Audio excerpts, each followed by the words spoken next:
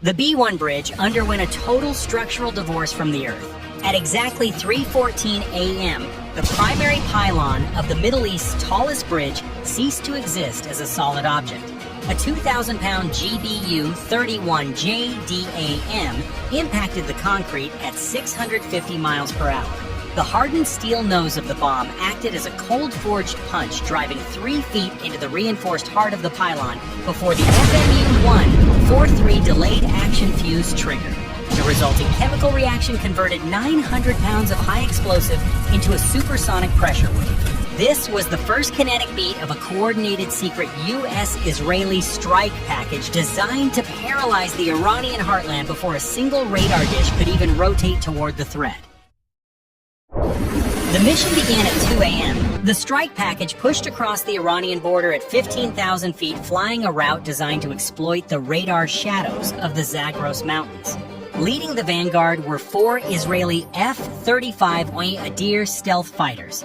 These aircraft function as the project managers of the kill chain, their sensor suites fused into a single network that maps the Iranian Revolutionary Guard Corps air defense grid in real time. The F-35I Adir has a radar cross-section the size of a golf ball moving at 600 knots. Its computers are constantly assigning tasks, identifying the exact operating frequencies of the Iranian S-300 and S-400 radar dishes, and preparing to remove the bottleneck of the enemy's early warning system. Trailing the stealth vanguard were 4 U.S. Air Force F-15E Strike Eagles, heavy with ordnance, and moving at Mach 1.2, roughly 920 miles per hour. At this speed, the friction of the air against the airframe creates immense thermal stress, but the crews were running dark and silent. The Iranian military was not dormant. Their passive infrared search and track systems were scanning the horizon for thermal wakes. This is the difference between an amateur defense and a professional kill chain. The IRGC didn't need to emit radar pulses to know something was coming. They were waiting for the betrayed expectation the moment the strike package committed to the target. The target was the B-1 bridge, the tallest bridge in the Middle East and the vital logistics umbilical cord between Tehran and the western city of Karaj. Severing it would decapitate the regime's ability to move heavy armor and reinforcements. At 3:14 a.m., the first AGM-158 JASSM was released from an F-15E Strike Eagle at a range of 50 miles. The missile is a ghost shaped to deflect radar and coated in radar-absorbent material. It skimmed the terrain at 550 miles per hour using its infrared seeker to match the bridge's unique heat signature against a preloaded 3D map. The missile impacted the northern support pylon with a kinetic release that pulverized reinforced concrete into a fine gray dust. The bridge underwent a total structural divorce from the Earth.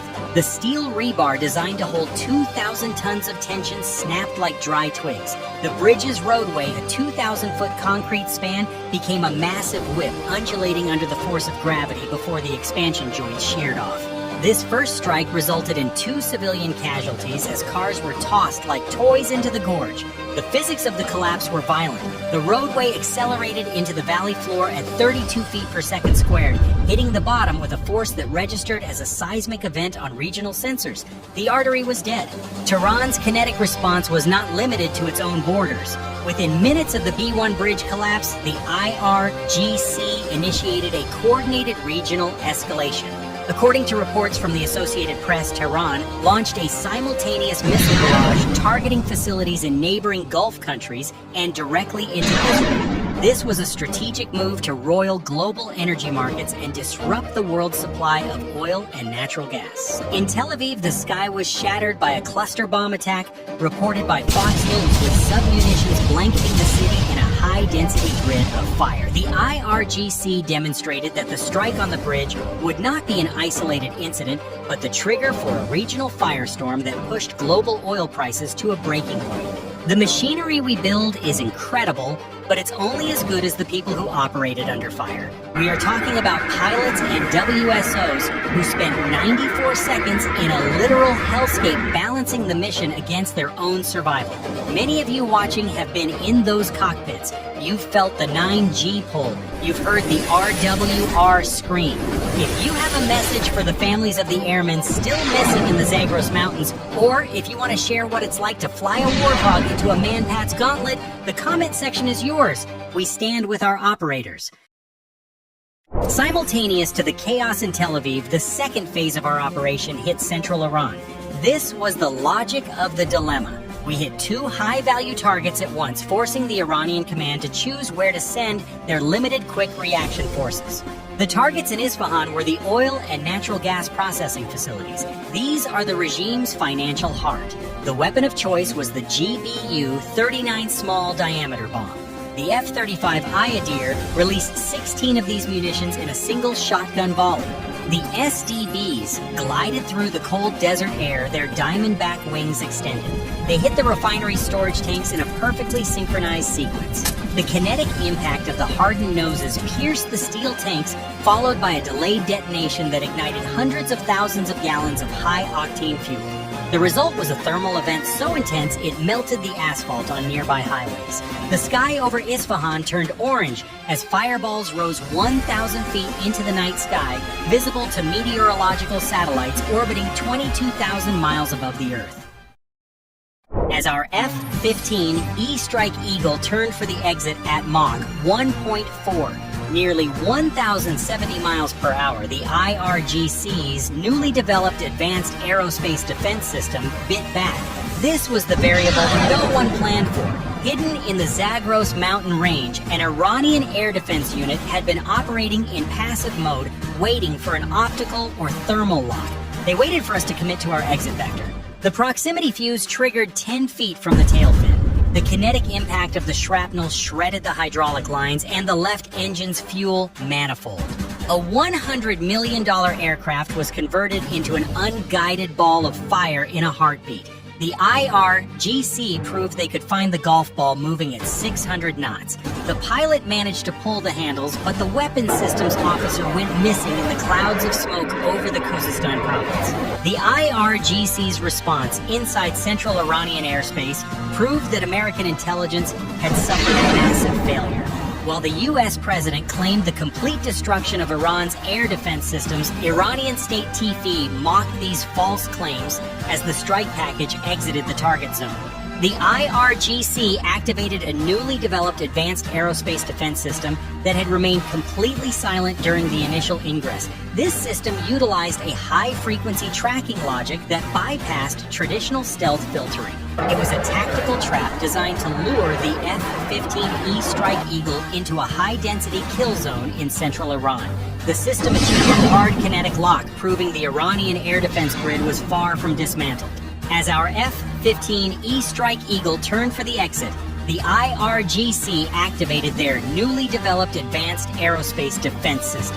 This was the variable no one planned for. Hidden in the Zagros Mountains, the Iranian battery had been operating in passive mode, waiting for a thermal lock. The F-15E Strike Eagle pilot's radar warning receiver went immediately to a continuous wave scream. The surface-to-air was already in the air. The pilot initiated a 9G brake turn maneuver that puts 9 times the force of gravity on the human body, turning the blood in his veins into lead.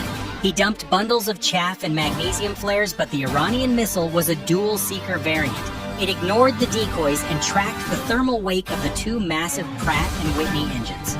The missile's proximity fuse triggered just behind the left tail fin. The kinetic impact of the shrapnel shredded the hydraulic lines. The $100 million aircraft became a ball of fire. The pilot pulled the ejection handles and the AC's 2 seats rocketed the crew out at 400 miles per hour. The aircraft impacted the Khuzestan mountainside, creating a crater 30 feet deep. The pilot survived. The weapons systems officer went missing. Near the Strait of Hormuz, the situation turned from a strike to a survival struggle.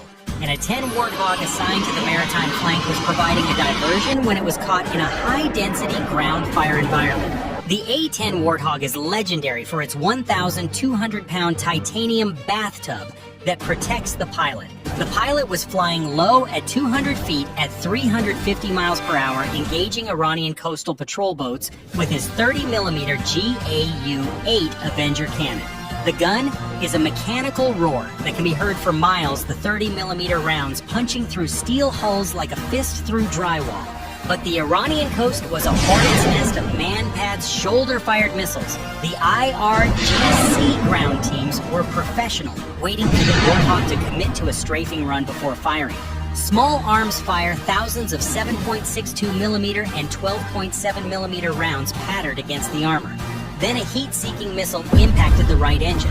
The fire was uncontrolled, feeding on the hydraulic fluid. The pilot was forced to crash the aircraft in the shallow waters near the coast. Within minutes, Iranian state TV was broadcasting images of the wreckage, calling the missing American airmen a precious prize and placing a bounty on their heads.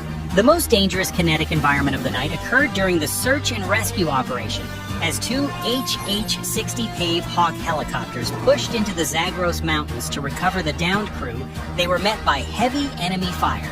The Iranian ground units utilized high-density small arms and heavy machine guns to saturate the rescue corridor. The kinetic impact was devastating. Both helicopters were struck. The metal skin was shredded by 12.7mm rounds, and critical internal systems were compromised. One HH-60 Pave Hawk suffered a severed hydraulic line in the tail rotor drive shaft, causing a violent vibration that nearly shook the airframe apart. The door gunners returned fire with .50 caliber machine guns, the tracers creating long, glowing fingers of light in the dark. The kinetic impact of the .50 caliber rounds shredded the Iranian technical trucks on the valley floor. Crew members were injured as rounds penetrated the thin airframes. The IRGC turned the crash site into a kill zone, proving their tactical ingenuity by using the downed F-15E Strike Eagle as bait to damage our recovery fleet. The U.S. military never leaves a man behind. Within 20 minutes, a combat search and rescue task force was launched. Two HH-60 Pave Hawk helicopters pushed into the Zagros Mountains. They were flying nap of the earth, less than 50 feet above the jagged rocks at 160 miles per hour. The pilots used night vision goggles, turning the pitch-black mountains into a grainy green world of shadows. As they approached the F-15E crash site, the IRGC was waiting. Ground forces opened fire with 12.7mm heavy machine guns. The HH-60 Pave Hawk door gunners returned fire, their .50 caliber machine guns creating long, glowing fingers of light in the dark.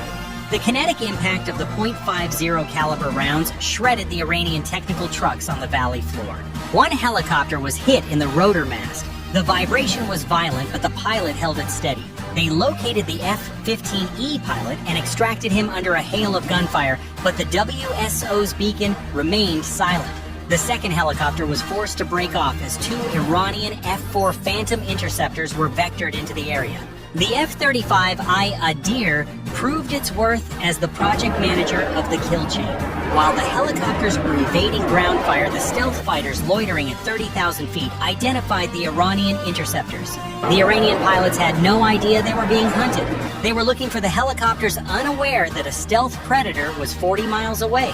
The F-35I Adir released two AIM-120 AMRAAM. The AIM-120 AMRAAM accelerated to Mach 4 over 3,000 miles per hour. They used their own internal radar to track the targets in the final seconds. The impact was total. The first Iranian interceptor was deleted from the sky in a flash of white light. The second pilot ejected before the missile even hit, terrified by the invisible death that had just claimed his wingman. The CSAR helicopters escaped, but the WSO remained behind enemy lines. The bridge is gone, but the mission isn't over.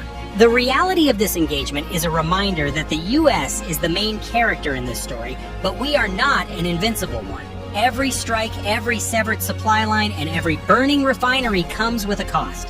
The B-1 bridge fell because we used superior logic, stealth, and overwhelming force.